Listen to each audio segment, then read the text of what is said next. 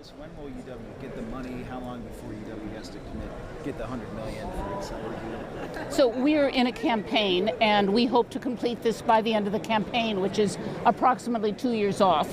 Hopefully we'll be very successful in the next several months with this, but it is, the campaign is for a whole host of things, and Foxconn has essentially pledged the half of our $200 million goal here in technology and science and data science. So what does this mean for students, coming to the campus every day? I hope that we are going to have an even richer set of opportunities for people to work in labs, to have some really cool equipment that they can learn things on, to do training in projects that are joint between the University of Wisconsin and Foxconn, and in turn create a whole set of job opportunities for them when they leave this campus to go work at Foxconn or other very high-tech firms. Can you speak to a little bit about what that means in terms of development on campus? Development meaning? Are there new buildings going to be constructed, new labs? So part of the commitment here is a pledge that both they and we together are going to build a new multidisciplinary building on or near the engineering quad that will include labs, it will include equipment, and include student learning spaces. And that's the first and most defined piece of this sort of targeted sub-campaign. And then we'll see what else goes after that. Is there any timeline on that? Hopefully as soon as possible, but we really have just started in on this. We've got to get some design thinkers to look at this building and see what it needs. Louis, how important is this deal for Foxconn to get the employees it needs for the facility in Racine County? How do you see this fitting into that? Well, I think we see this as our long-term commitment to the state of Wisconsin. Right, as Chancellor Blank said it very well, we're looking at a new facility, a new collaboration as an integrated approach to industry, productization in the future. So we're putting together training, R&D, and also practices all together, hopefully in one building. So that's the goal. So by answering part of your question is that would be an enriching experience for the students and faculty. What kind of presence will the first institute have on the Racine campus? Is it going to be a huge building, or just what's going to look like there? I think we're still working on the details. Yeah. But please ask all the difficult questions to Chancellor. The easy one, leave it to me.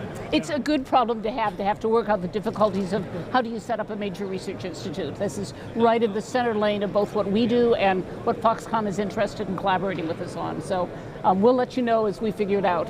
Louis, do you expect to announce further alliances with any other either campuses of the UW system or other universities in the future? Today we are only focusing on Chancellor Blank and no one else. Good answer. How long was this in coming together? Has this been in the works since last summer, or kind of the specifics? How long has it been in the works? I think ever since we have known each other for almost for the last 12 months or so. We've been talking about this. There have been several MOUs already signed with our healthcare group on a variety of things.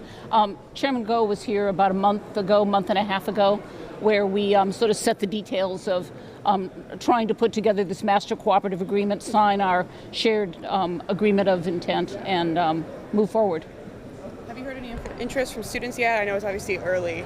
We haven't talked with students. I hope they are. I think particularly in engineering and in health and potentially in data sciences as well. I hope there'll be some excitement. That should be. Yeah. So what do the MOUs with the health research include? So we should let you talk with our health people to get some of the details on that. There are a variety of different projects that they've already started working on together in radiology and in the cancer center. Does the master agreement need any approval from the Board of Regents at all? Or? If we sign legal contracts, which at some point we will be doing, I need to go to the Board of Regents for permission for that and for approval. But at this point, what we're signing is basically statements of intent, declarations of an intent to partnership. And for that, I don't need official approval, but I did notify them last week that this was going to happen, so that they know it's coming. You mentioned this was one of the largest gifts the school has ever received. Can you kind of talk about that and why, the scope of what this is going to mean for the campus? Well, I'm very excited about this. You don't get $100 million gifts very often.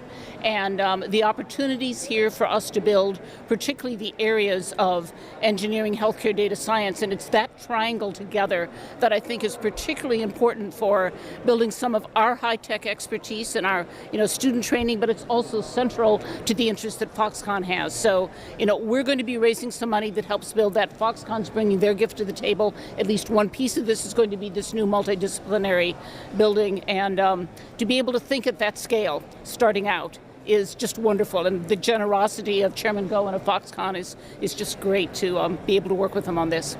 And I guess another question I have is, they've talked about how this could be impactful to the southeastern part of the state, but can you talk about maybe how that's, outside of that area? Yeah, I think that we should look at whatever we are doing here.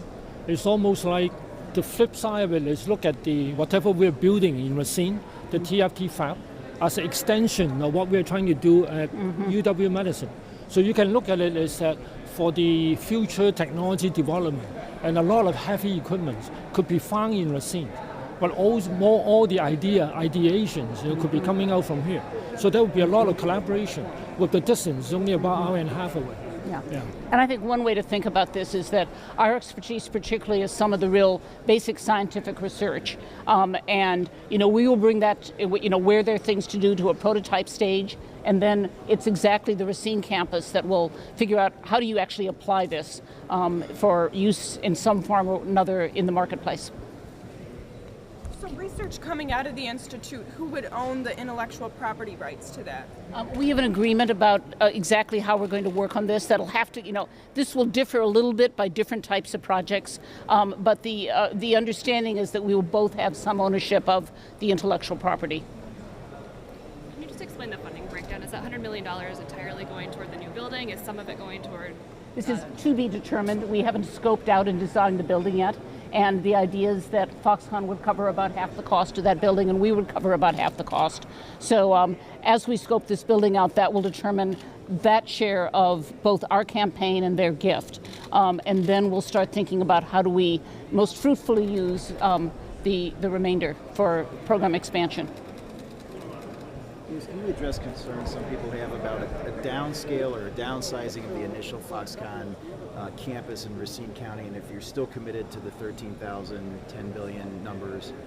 I think our original commitment to the state of Wisconsin is 13,000 meaningful and creative jobs. That has not changed.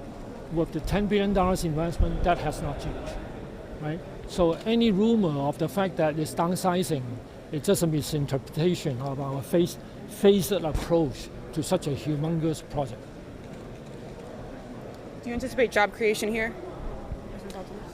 As we expand programs and hire some additional faculty, clearly there's going to be some job creation that's going to happen. And some of this is about hiring some additional faculty who can help be part of all of this new research effort. Well, as Terry mentioned in his speech, we look at ourselves that we want to be a long-term community member of Wisconsin, the state of Wisconsin.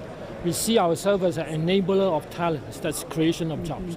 We all see us as an enabler of technology. We're bringing some new technology, which U.S. does not have currently, right? So we are also looking at ourselves as enablers investment. So again, with this $100 million, with the other gift from the faculty members and other donors, so that again would create a lot of excitement. But we also look at ourselves as an enabler of economic growth in the state of Wisconsin. By doing all this together, it's going to benefit everybody. We have to get Chancellor and Mr. Wu onto lunch. Any final question? All right. Thank you all very much. Thank you very much. We appreciate Thank it. you. Can I ask you who to talk to?